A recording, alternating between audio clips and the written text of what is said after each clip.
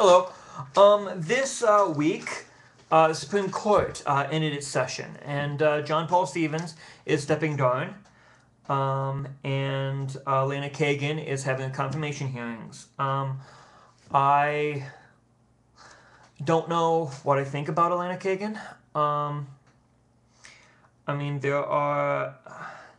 she's kind of like a cipher. She has some of her policies known, some are not. I read an article that makes me think her views on executive power are frightening.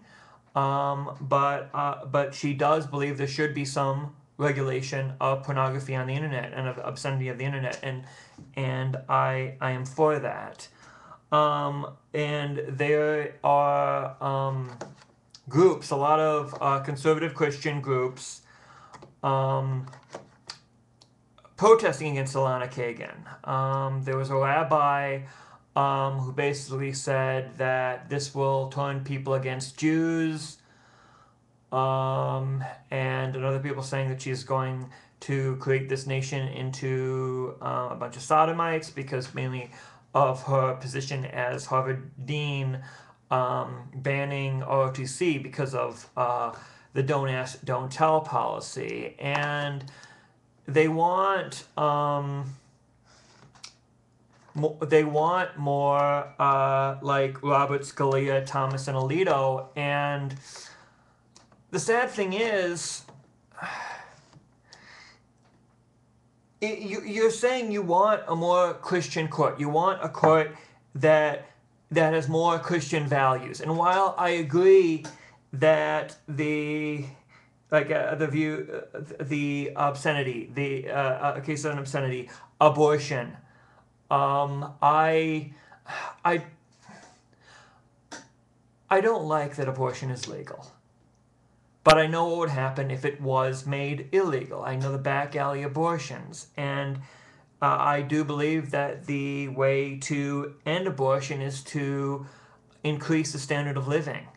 Because abortions are more prevalent in minority and poor neighborhoods. Also, I mean, standard of living as well as... how can I say this without sounding condescending? I believe you live poor, you have poor values, morals, and I mean not all, but it just, when you have something to live for, your morals change. And so, I mean, we live in a moralless society. We live in a society that's selfish. We live in a society where greed and pride rules.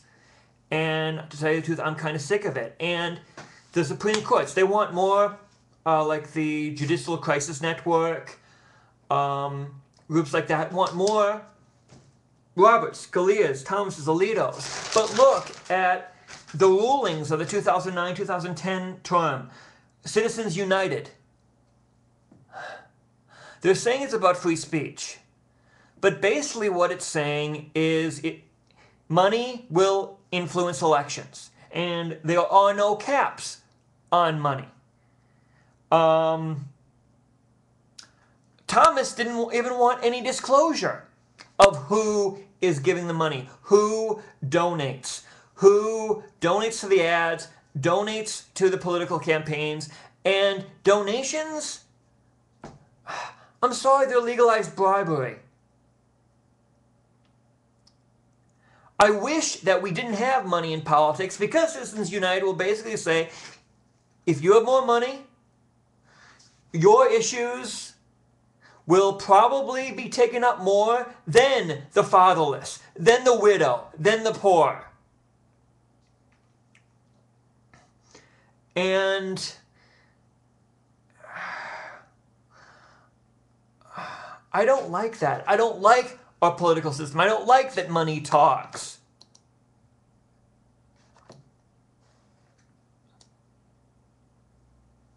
I mean, Isaiah 123 keeps coming to my mind. Your rulers are rebels, companions of thieves. They all love bribes and chase after gifts. They do not defend the cause of the fatherless. The widow's case does not come before them. I am not anti-business. I believe that business, competition, jobs, the private sector can do it better than the public sector. But there has to be responsibility. There has to be accountability. And if you're an oil company giving money to congressmen's campaigns like Barton in Texas, although I'm sure he would support the oil company even without the money, but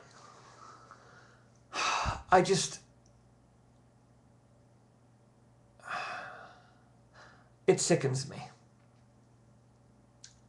And then another case, Graham versus Florida,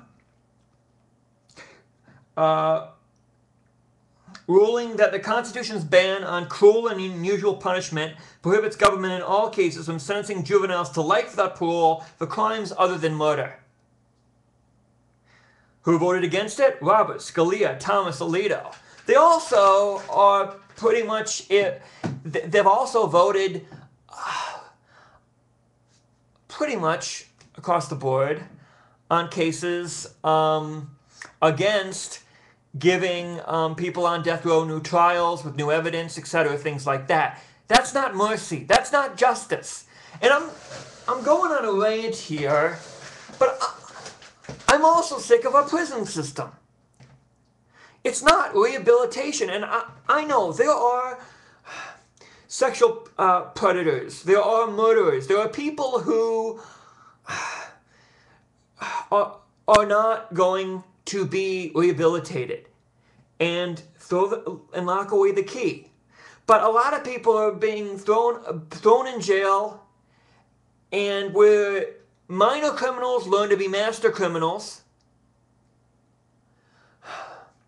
where people don't learn how to be on the outside, how to get a job, how to live on the outside, be support. But there's a lot of good Christian ministries that are trying to help with this.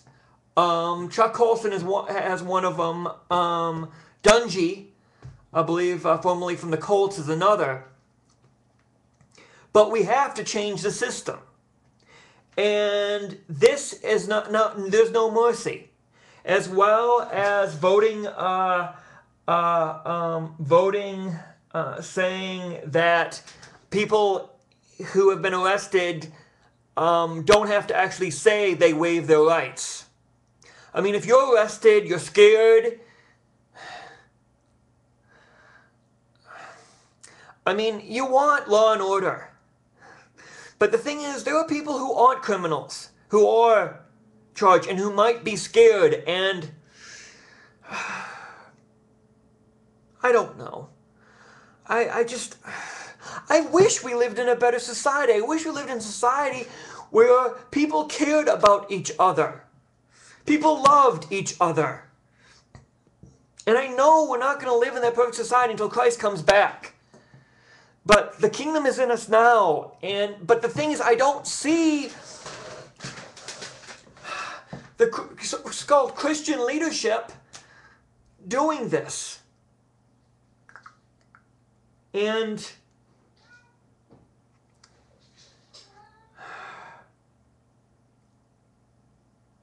I get mad and I get tense and I feel like screaming, I'm mad as hell and I'm not going to take it anymore. I mean, I have faith in God, but and I know His church can do wonders. I've seen it in my church, but there's still, I don't have faith in my fellow man. And when Christians vote against mercy, when Christians vote against justice, when Christians vote or support policies for corruption, atheists are watching. Haters of God, people who are either haters of God or people who are seekers are watching, and they're turned away. This is going to be a second part, I'm afraid. Continue.